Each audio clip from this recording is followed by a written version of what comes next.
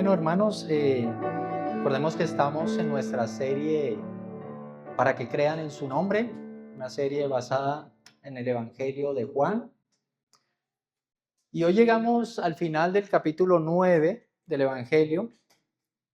Y antes de entrar en nuestro texto que corresponde en esta mañana, yo quiero que recordemos brevemente el camino que hemos recorrido a través del capítulo 9.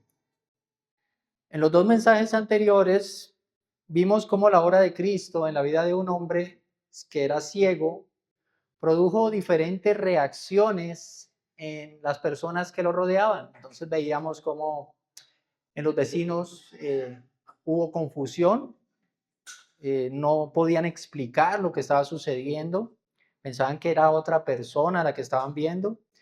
Vimos a los fariseos, hombres incapaces de alegrarse con la sanación de este hombre, un hombre que había nacido ciego de nacimiento, que recibió la vista, y estos hombres estaban más preocupados por defender las interpretaciones que ellos tenían acerca de sus leyes, del día de reposo, que por reconocer la obra que Dios estaba haciendo en medio de su pueblo.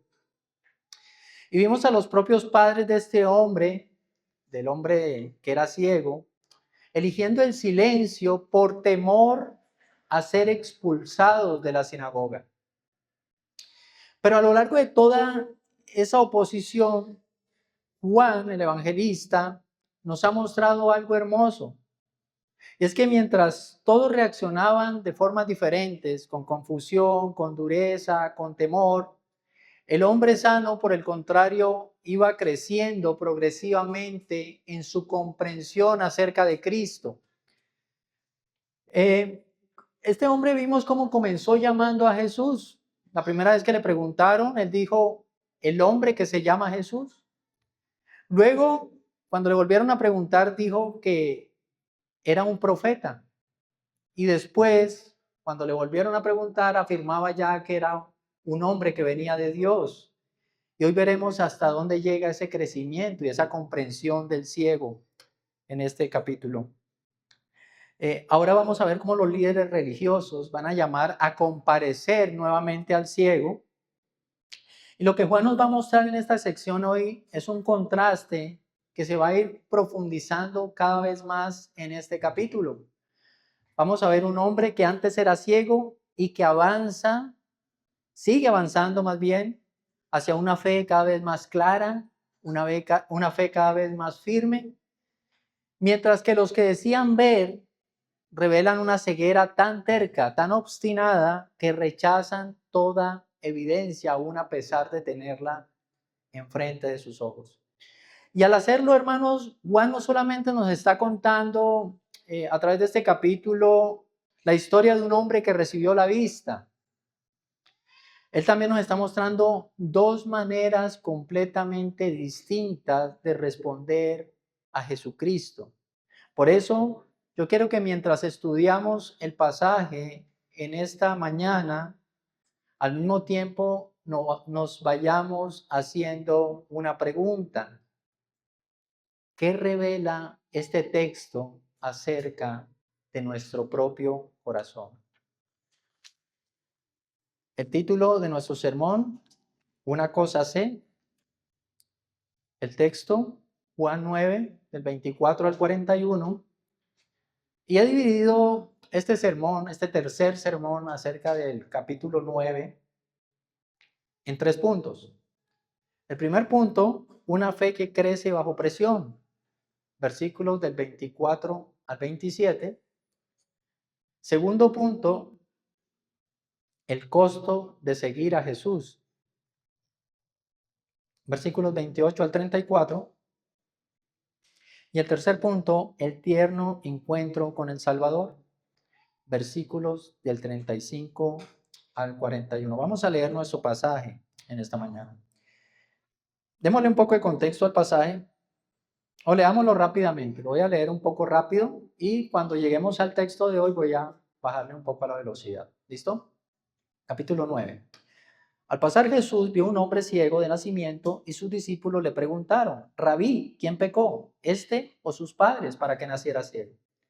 Jesús respondió, ni este pecó ni sus padres, sino que está ciego para que las obras de Dios se manifiesten en él.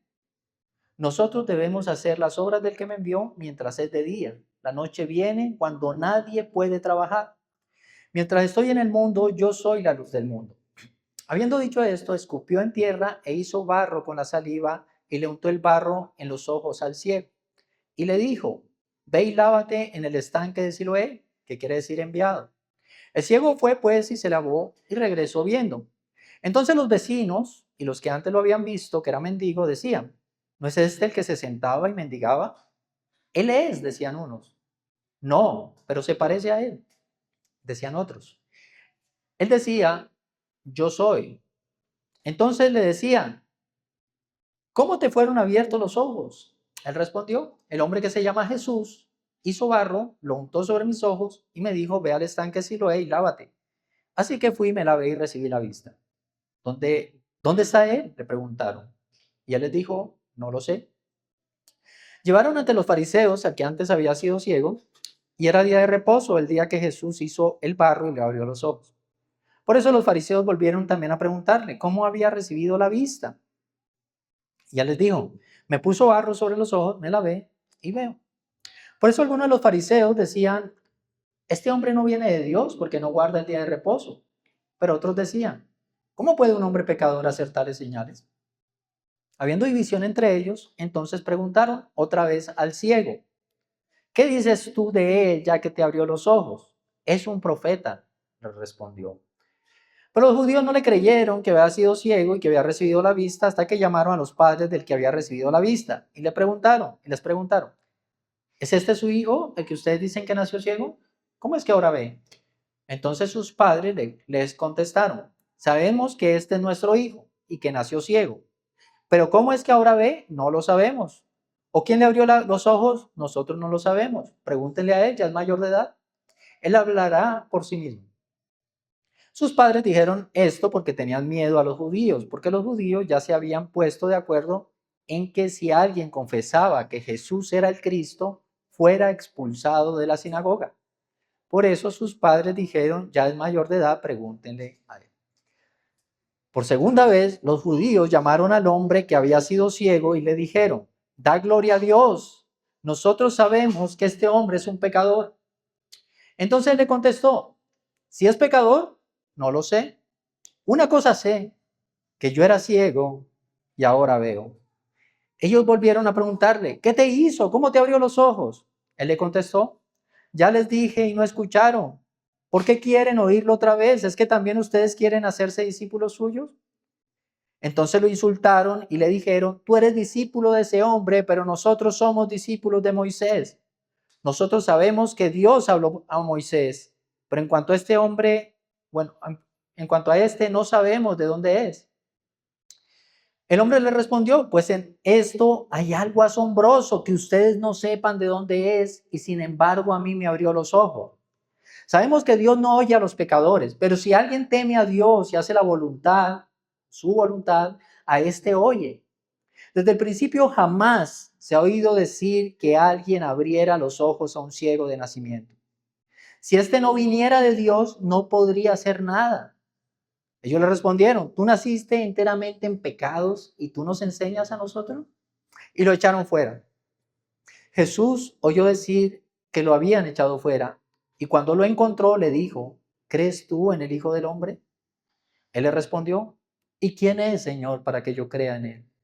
Jesús le dijo, pues tú lo has visto y el que está hablando contigo, ese es. Él entonces dijo, creo, Señor, y lo adoró. Jesús dijo, yo no vine a este mundo para juicio, para que los que no vean, vean.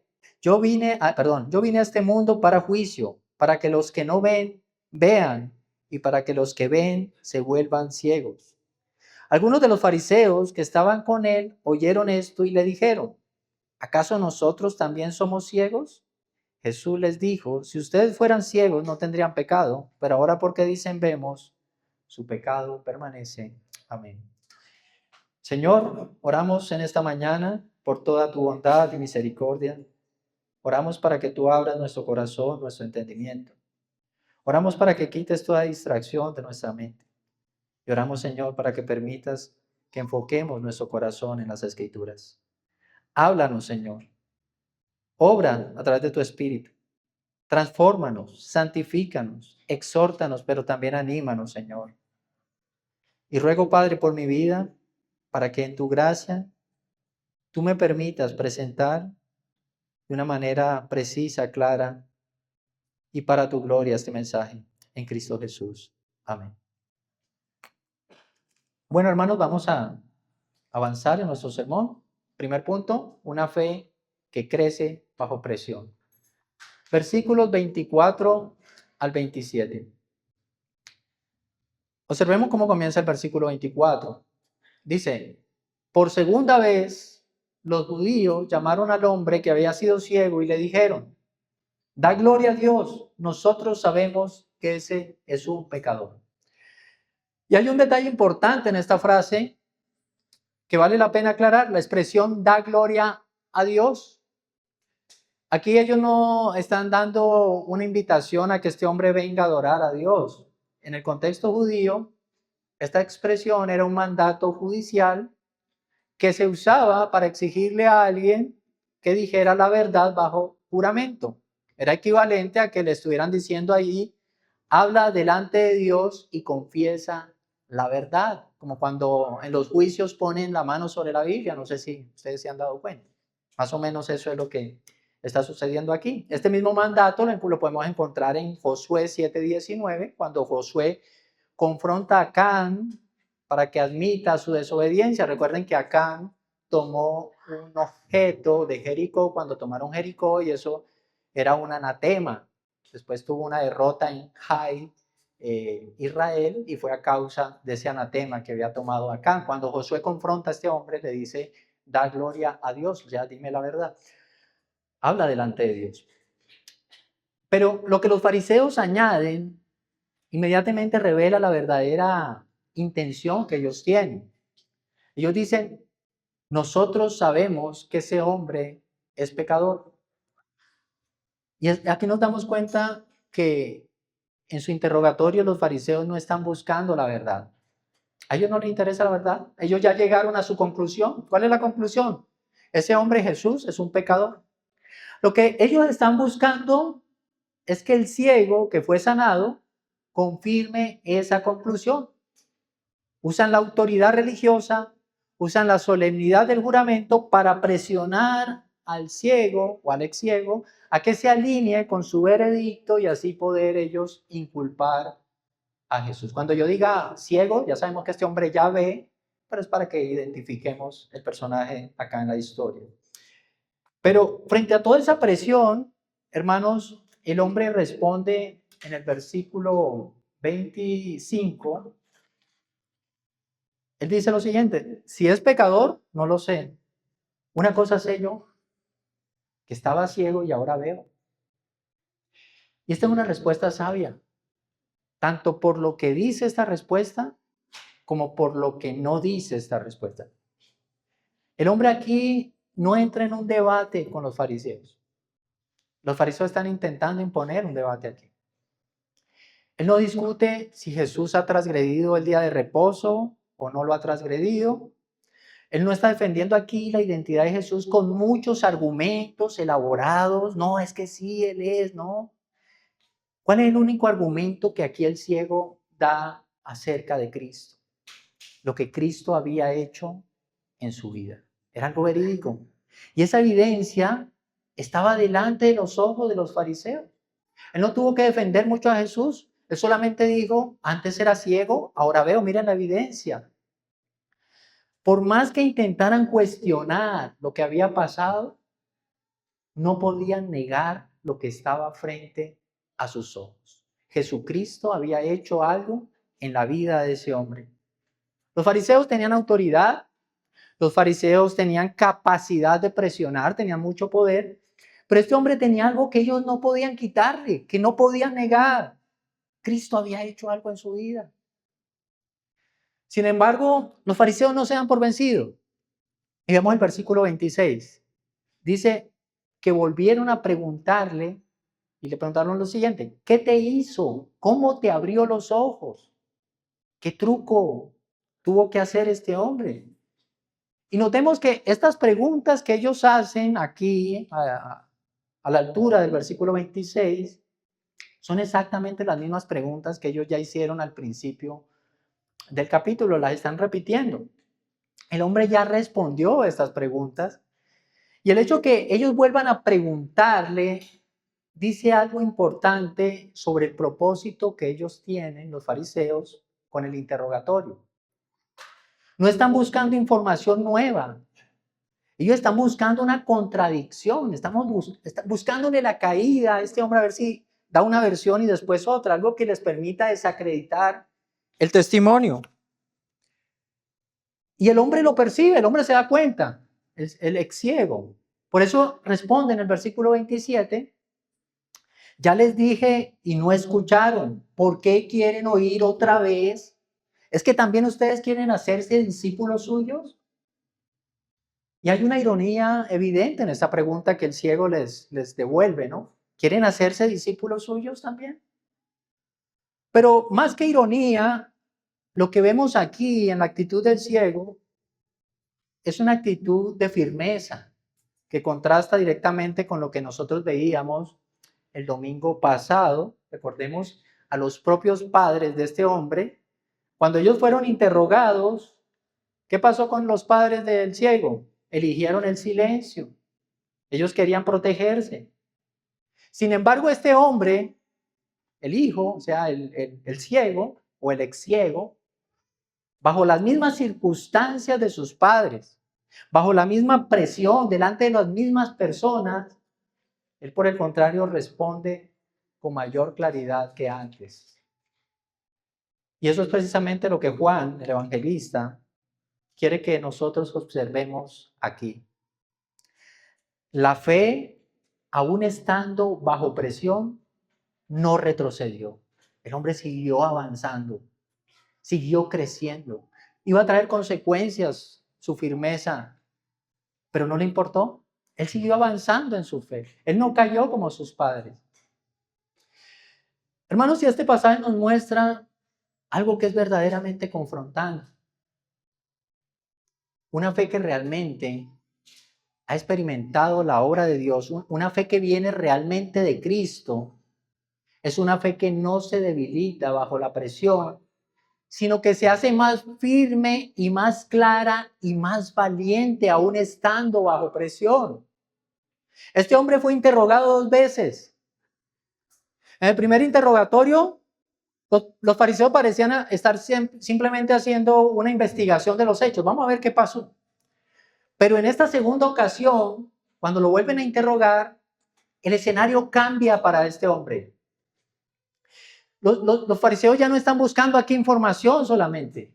Están buscando intimidar a este hombre, están buscando doblegar a este hombre. Usaron todo el peso de su autoridad, una frase religiosa muy solemne como juramento, da gloria a Dios, para intentar imponerle al ciego su propia conclusión. Ellos habían concluido, nosotros sabemos que ese hombre es pecador, no puede hacer milagros. Buscaban acobardar al ciego. Buscaban que él dudara de lo que había sucedido en su vida y que se ajustara su testimonio a lo que ellos querían, a lo que los fariseos querían. Pero lejos de ceder, el ciego se mantiene firme en una verdad, la realidad de lo que Cristo había hecho en su vida. Él era ciego, ahora ve. Y esto nos confronta directamente a nosotros, amados. Porque vivimos en un mundo que constantemente va a cuestionar nuestra fe. El mundo intentará intimidarnos. Y el mundo usará intelectualismo, usará sus ideologías, el mundo usará su presión social, el mundo usa su aparente sabiduría para decirnos que estamos equivocados en nuestra fe, para decirnos que nuestra fe es una locura, para decirnos que el Señor no es quien dice ser. Ahora yo te pregunto, cuando llega ese momento que estás bajo presión, ¿qué ocurre en tu corazón? ¿Retrocedes buscando protegerte como lo hicieron los padres de este hombre?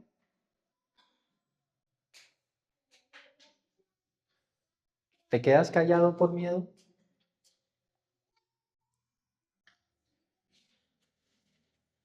Hermanos, la historia de este hombre sanado nos enseña que el mundo jamás podrá rebatir el argumento de una vida que ha sido verdaderamente transformada por Cristo. Tú no necesitas ganar un debate intelectual para defender tu fe. A veces hay burla, a veces nos toca defender la fe bajo escepticismo de las personas que nos rodean, pero tú tienes un ancla mucho mayor, un ancla más poderosa, algo que te sostiene. Una cosa sé, que yo era ciego y ahora veo. Esa es la valentía inquebrantable que produce el verdadero evangelio. Cuando tú puedes mirar a los ojos del mundo incrédulo y decirle, yo estaba muerto en mis delitos y pecados y ahora tengo vida. Estaba hundido en mi orgullo, estaba hundido en mi miseria y Cristo me ha rescatado. Hermano, ¿quién te puede quitar esa evidencia? Ninguna presión externa puede borrar una obra de Dios en tu vida. Los fariseos tenían poder, tenían títulos, pero este hombre tenía algo que ellos no podían quitarle: la luz de Cristo en sus propios ojos. ¿Quién puede quitarte a ti que has sido transformado por la gracia de Dios? ¿Qué argumento puede tumbarte esa realidad, esa verdad?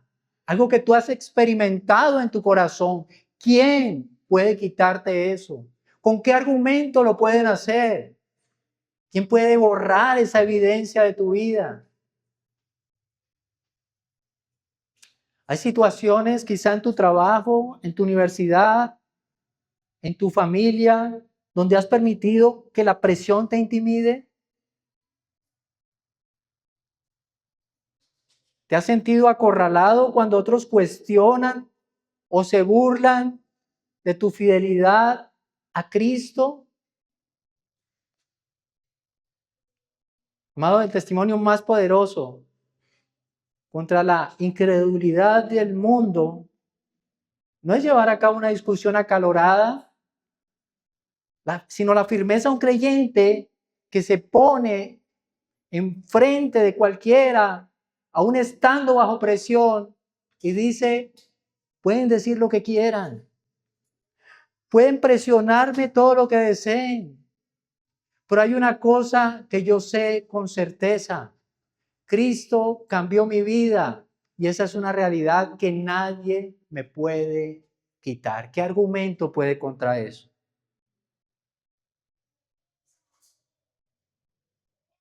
Amados, y la respuesta del hombre sano no cerró la discusión.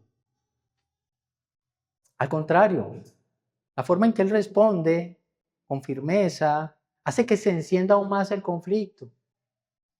Y lo que veremos ahora ya no es solamente un simple interrogatorio, sino vamos a ver el momento en que los líderes religiosos muestran con mayor claridad lo que estaba sucediendo en sus corazones. Y eso nos da paso a nuestro segundo punto: el costo de seguir a Jesús. Versículos 28 al 34. Y quiero que observemos lo que ocurre ahora en los versículos 28 y 29. Dice el pasaje, entonces lo insultaron. ¿A quién insultaron? Al ciego, ¿verdad? Entonces lo insultaron y le dijeron, tú eres discípulo de ese hombre, pero nosotros somos discípulos de Moisés. Nosotros sabemos que Dios habló a Moisés, pero en cuanto a este, no sabemos de dónde es. Y Juan usa aquí una palabra que vale la pena que notemos. Él dice que lo insultaron. No simplemente que le respondieron, no simplemente que rebatieron, sino que insultaron, que lo trataron con desprecio, que lo trataron mal. Y ese detalle es importante porque revela que el interrogatorio ya no trataba de hechos, ya no trataba de argumentos, ahora se convirtió en un ataque personal contra el ciego. Cuando ya ellos no pueden responder con argumentos, ¿a qué recurren? Al insulto. Y el insulto que usan también revela mucho acerca del corazón de estas personas. Ellos dicen, tú eres su discípulo, pero nosotros somos discípulos de Moisés. Mencionan a Moisés como si Moisés fuera una autoridad que estuviera por encima de Jesús.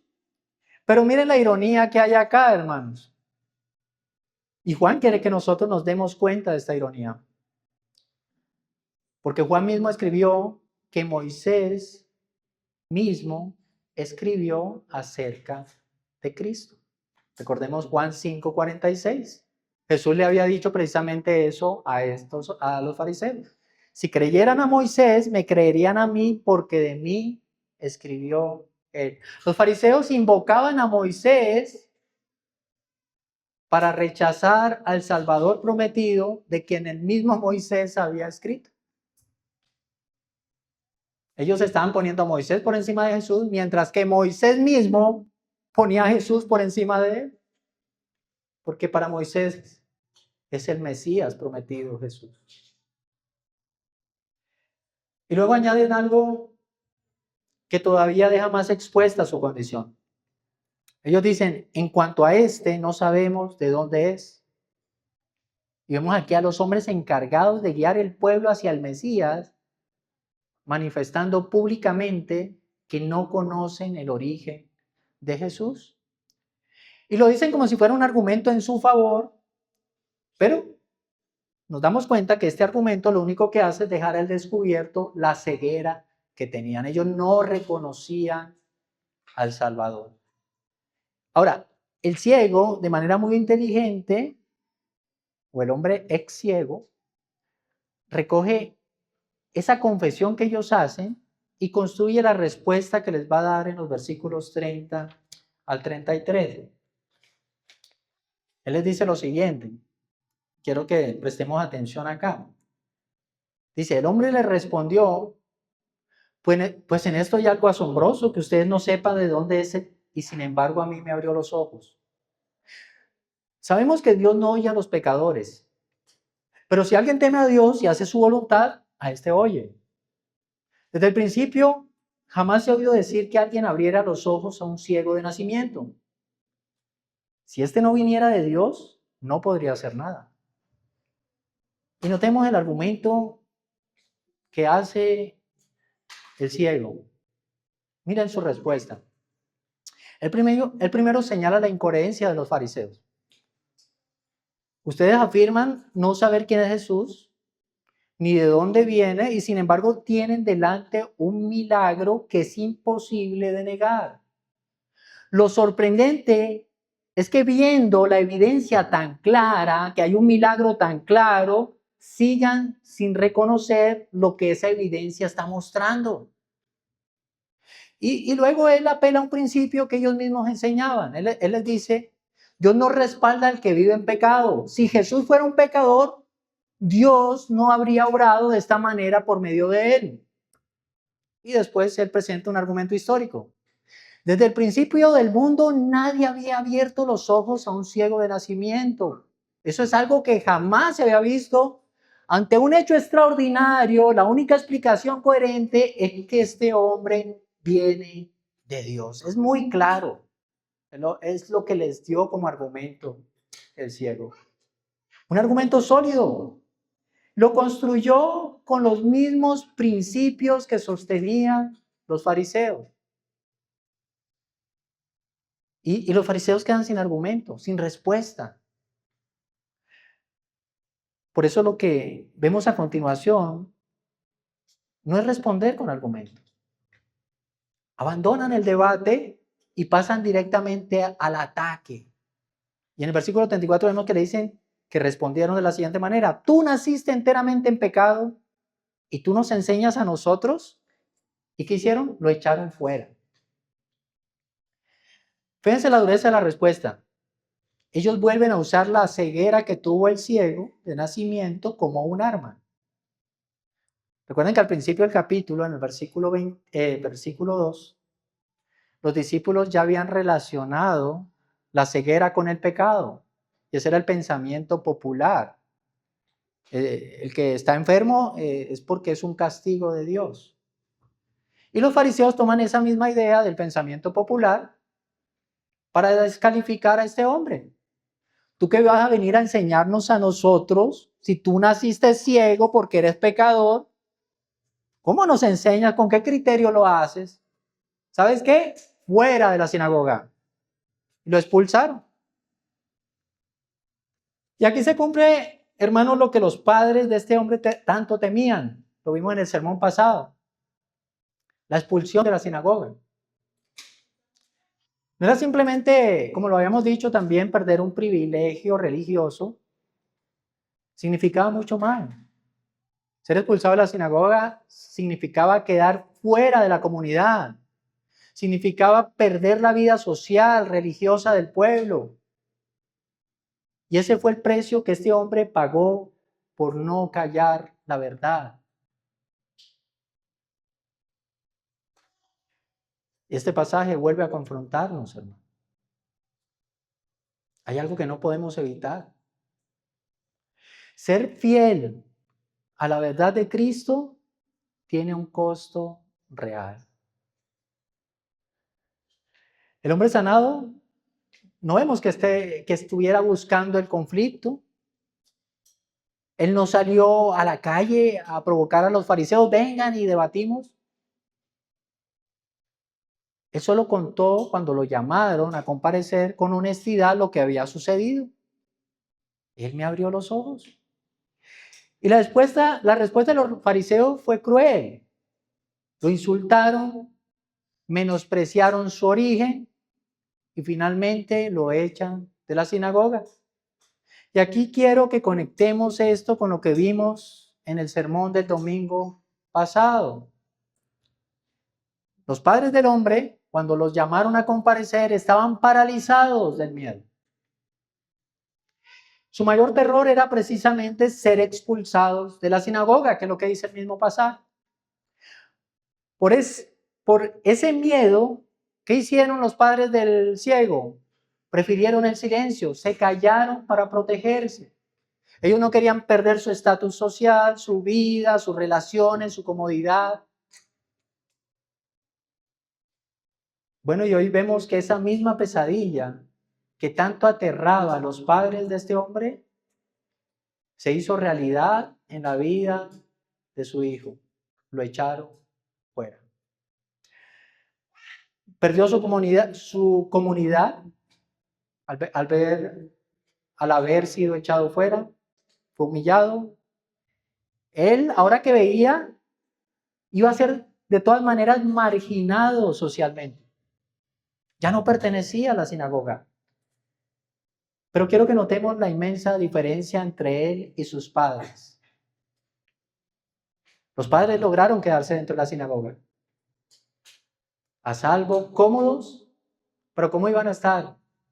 Atrapados en el temor, bajo la sombra de un sistema religioso ciego, en religiosidad, viviendo una vida externa, una religión externa.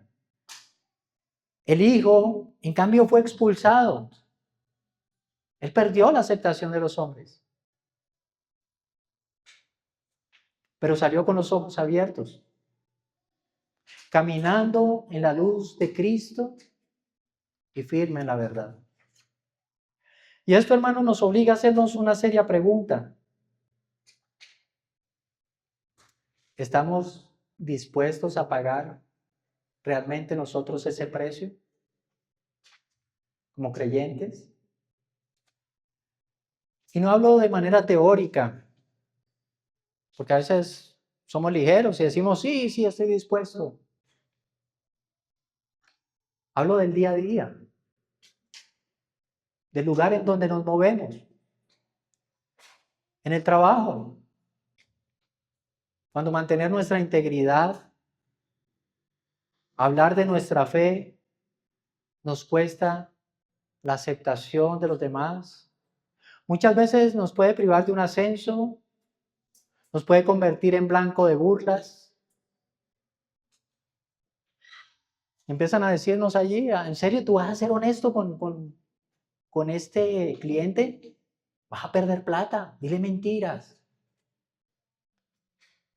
O todavía con esos principios tan anticuados, el cristianismo ya pasó de moda. O si no haces todo lo que hacemos nosotros, nunca vas a ser ascendido aquí. O en la familia, hermanos. Cuando sostener nuestras convicciones basadas en la palabra de Dios genera tensiones, incomprensión. Muchas veces mantener nuestras convicciones en nuestra familia genera distanciamiento con personas que amamos.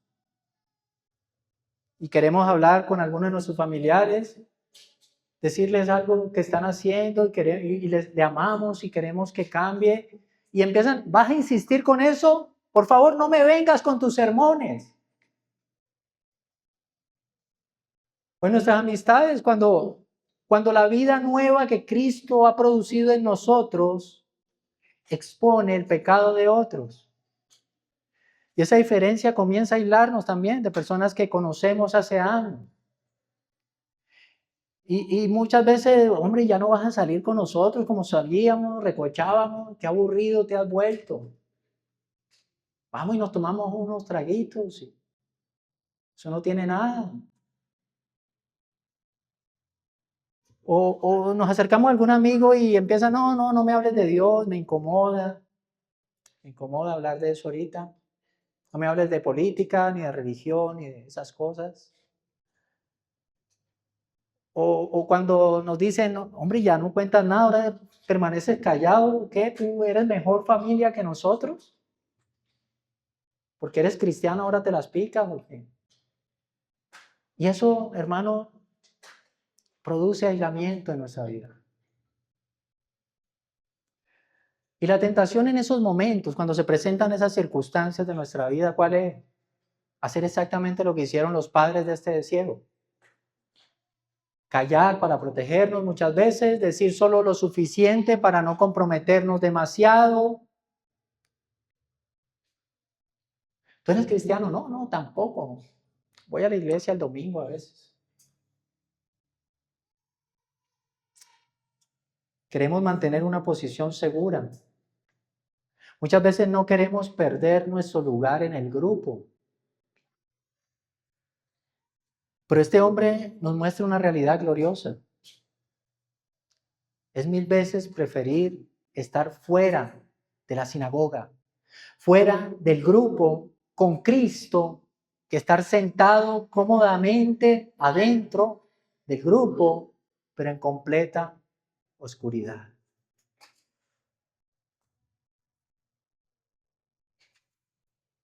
Hermano, cuando tu vida descansa en la certeza de lo que Cristo ha hecho por ti, el rechazo del mundo es un precio pequeño. No es comparable con la ganancia de conocer a nuestro Salvador. Yo te pregunto, ¿hay algún contexto en tu vida, laboral, familiar, de amistades, en donde el miedo al costo te ha llevado a callar? ¿Hay relaciones, ambientes, donde todavía no has sido honesto acerca de tu fe por temor a ser expulsado?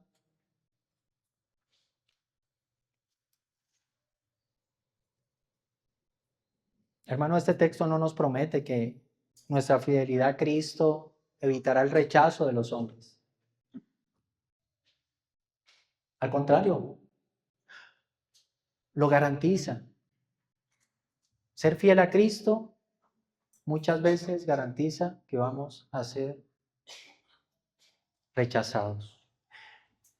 Pero nos prepara para la verdad más hermosa. Y es lo que vamos a ver en nuestro último punto, en el tercer punto. Cuando el mundo te cierra las puertas, cuando el mundo te echa fuera por causa de la verdad, el Hijo de Dios sale a buscarte. Ese es nuestro tercer punto, el encuentro con el Salvador, versículos 35 al 41.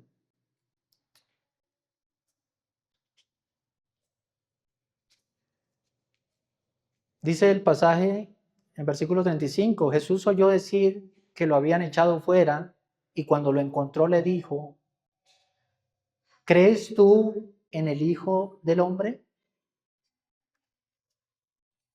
Y hay dos palabras en este versículo en la que quiero que nos detengamos rápidamente.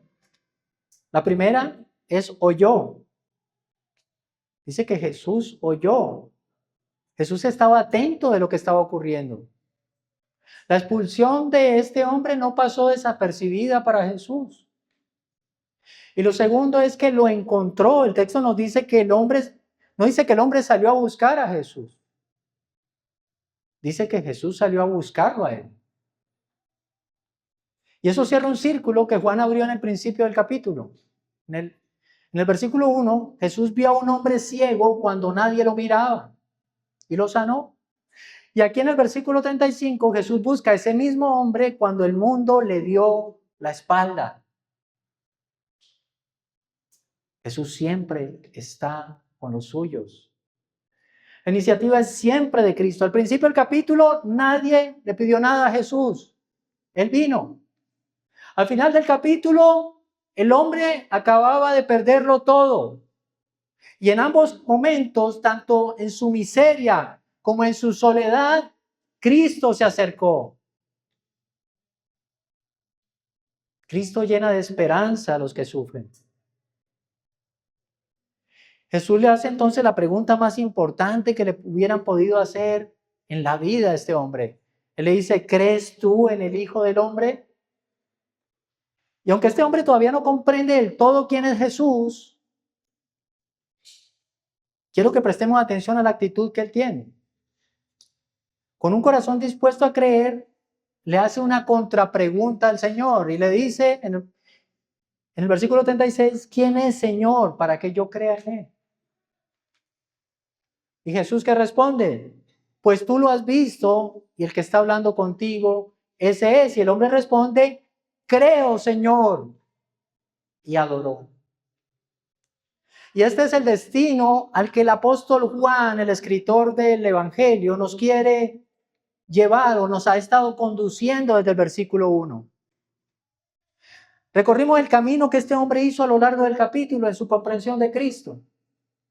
Versículo 11. ¿Cómo llama él al Señor? El hombre que se llama Jesús. En el versículo 17, ¿cómo menciona el Señor? Él es un profeta. En el versículo 33, si este no viniera de Dios, no podría hacer nada. O sea, él viene de Dios. Y en el versículo 38, creo, Señor, y adoró. Cada vez que fue presionado, cada vez que lo interrogaron, cada vez que la oposición aumentó, la comprensión que este hombre tenía de Cristo no retrocedió, avanzó. Lo que comenzó como el testimonio humilde de un hombre que no sabía mucho, ¿cómo termina? Con una confesión de fe y en adoración. Y Juan quiere que veamos con mucha claridad el contraste final de esta historia. Este hombre, sin formación religiosa, que fue expulsado por los guardianes de la fe, que eran los fariseos, supuestamente. Ahora, ¿cómo termina? Adorando al Hijo de Dios. Mientras tanto, los fariseos, que dedicaron su vida al estudio de las Escrituras, guardianes de la fe según ellos, terminan confesando que no saben ni de dónde viene ni quién es Jesús. Y Jesús no termina sin explicar el significado de este capítulo, de todo lo que hemos visto. Y lo hace en el versículo 39. Él dice, yo vine a este mundo para juicio, para que los que no ven, vean, para que los que ven se vuelvan ciegos. Y esta declaración que el Señor hace está recogiendo todo el tema central de este capítulo. De eso trata el capítulo. Capítulo 9. La venida de Cristo, hermano, produce una división. No porque Él venga arbitrariamente a condenar. No. Sino porque la presencia de Cristo y su obra revela lo que hay en cada corazón. El que reconoce que no ve, recibe vista. Pero el que dice que ya ve, permanece en tinieblas. Y los fariseos escuchan esto y le preguntan en el versículo 40, ¿somos nosotros también ciegos? ¿Y cómo responde el Señor? Si ustedes fueran ciegos, no tendrían pecado. Pero ahora, porque dicen vemos, su pecado permanece.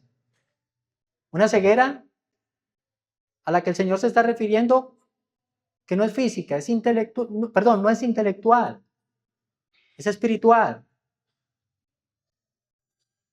No es la ceguera del que no tiene información, sino la que aún teniendo toda la información, la ceguera del que teniendo toda la evidencia, se niega a reconocer la necesidad de Jesús. Los fariseos, ¿cómo estaban? Convencidos de que veían por su formación religiosa, por su conocimiento bíblico. Creían tener la verdad. Ellos creían entender a Dios. Ellos creían que podían juzgar a quien sea porque conocían mucho. Decían, vemos. No reconocían que necesitaban que Cristo, en medio de esa religiosidad, les abriera los ojos. Y es por eso que les dicen, por cuanto dicen que ya ven, su pecado permanece. Los verdaderamente ciegos de esta historia eran los fariseos, eran estos religiosos. Y acá, hermano, se nos dejan dos grandes realidades, una junto a la otra. La primera realidad es una realidad gloriosa. Cristo busca el que el mundo desecha. El hombre sanado no sabía a dónde ir después de ser expulsado, pero Jesús fue a su encuentro. Ahora, notemos el propósito de este encuentro. Jesús no busca simplemente a este hombre para darle una palmadita en la espalda y decirle, siento mucho que te hayan echado por haber creído en mí. No. Lo busca para revelarse como el Hijo de Dios. Y el resultado es el clímax de todo el capítulo 9. ¿Cuál fue? Versículo 38. Creo, Señor, y adoró. Adoró. El propósito final de nuestra salvación no es arreglar nuestros problemas físicos o darnos consuelo en lo terrenal. El propósito final de la obra de Cristo es convertirnos en verdaderos adoradores, como lo expresa el mismo Juan en el capítulo 4. ¿Qué busca Dios? Adoradores que le adoren en espíritu y en verdad.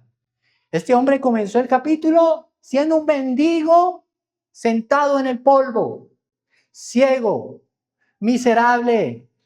¿Cómo termina el capítulo para él? Nuevamente en el polvo, pero arrodillado, con los ojos abiertos, adorando a su rey. Y ese es el poder del evangelio. Ahora, si hoy hay alguien aquí que siente que ha pagado un precio muy alto por su fidelidad a Cristo, que se ha quedado solo en su trabajo, que se ha quedado solo en su familia, en su círculo social por no callar la verdad. Este texto es para ti. Cristo no pierde de vista a los suyos. Él siempre está contigo. La expulsión de los hombres no es el final de la historia.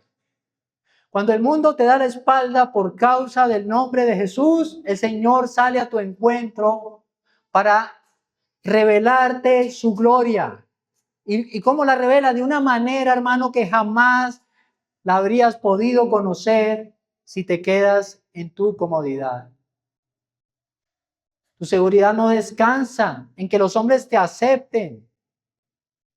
Descansa en que el Hijo de Dios te ha encontrado para hacer de ti un verdadero adorador, para que cumplas con el propósito que Dios tiene para tu vida, ser un adorador.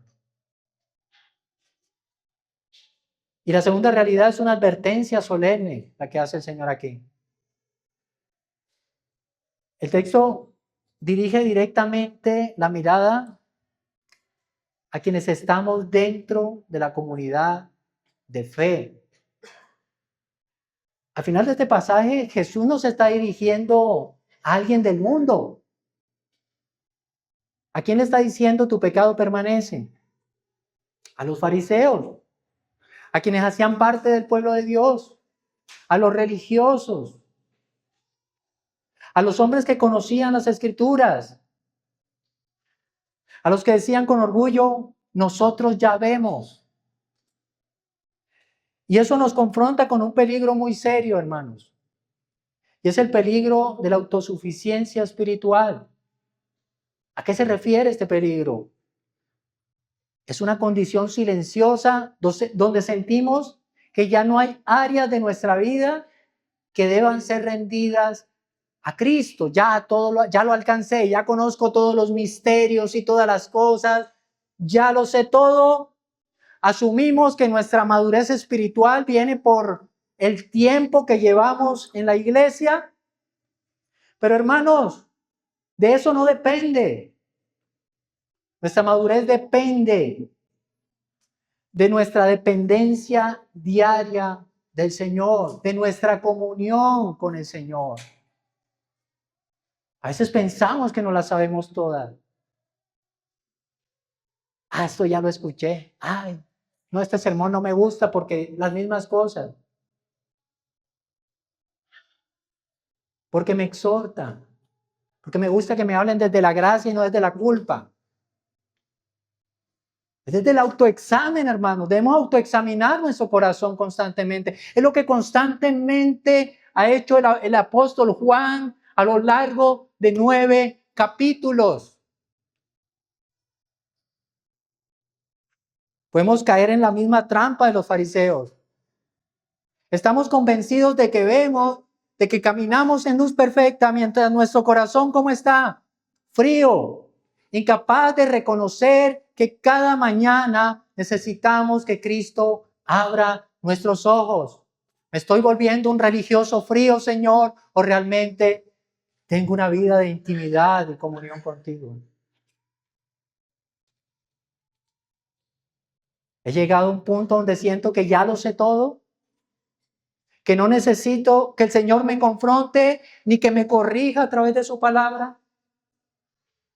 Estoy escuchando este sermón pensando en los pecados del hermano que tengo a mi lado y estoy convencido que este sermón no es para mí.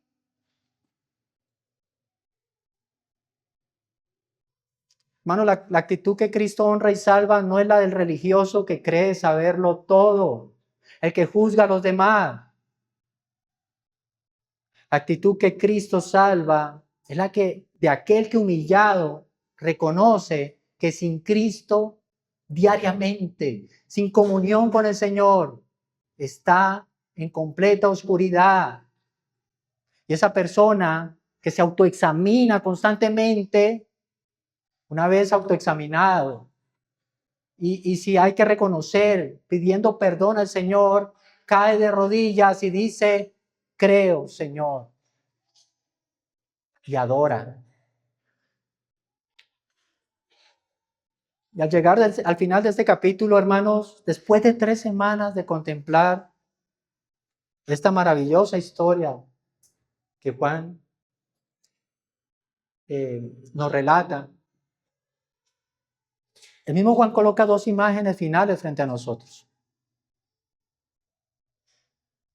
Él quiere que sea sacudida nuestra conciencia.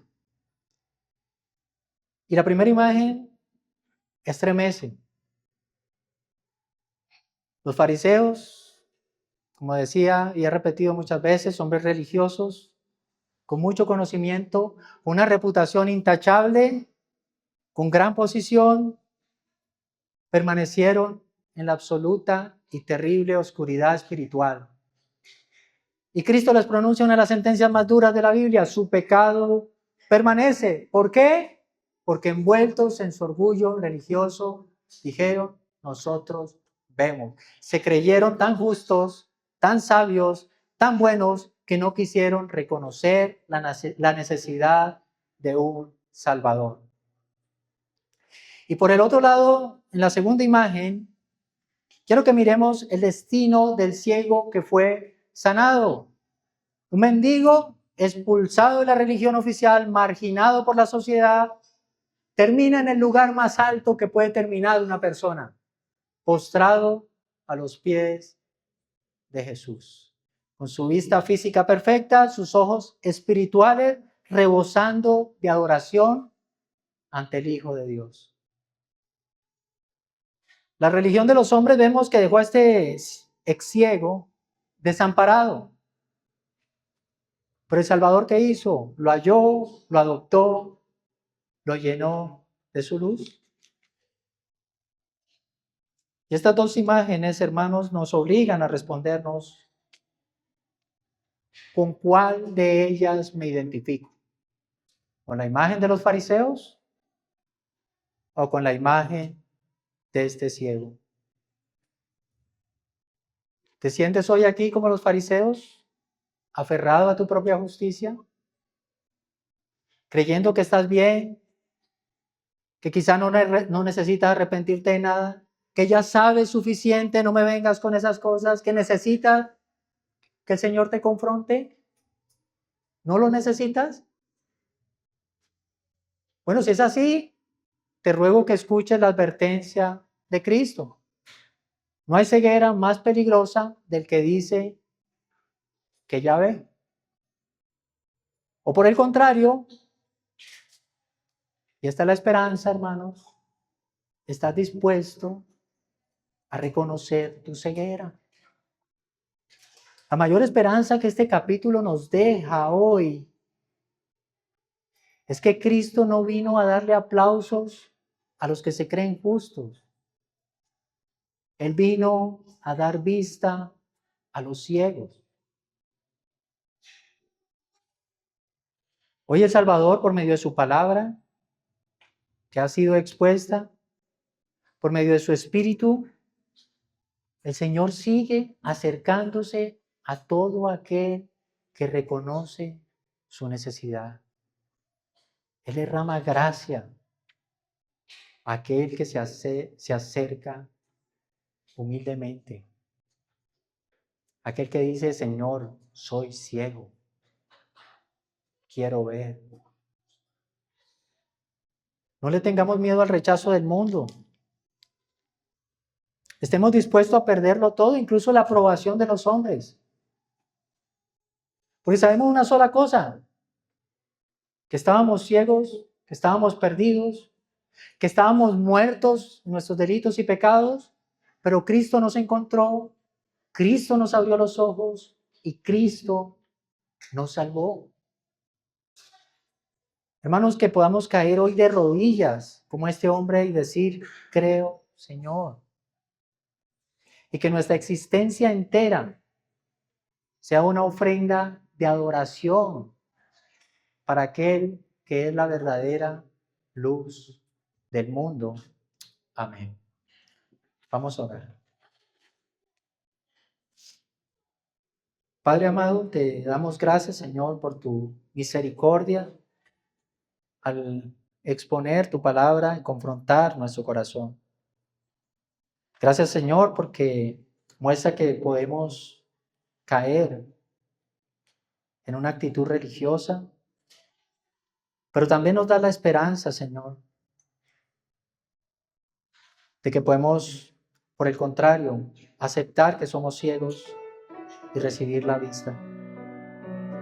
Como este hombre que estudiamos en el capítulo 9 de tu Evangelio, decir creo, Señor, y andar.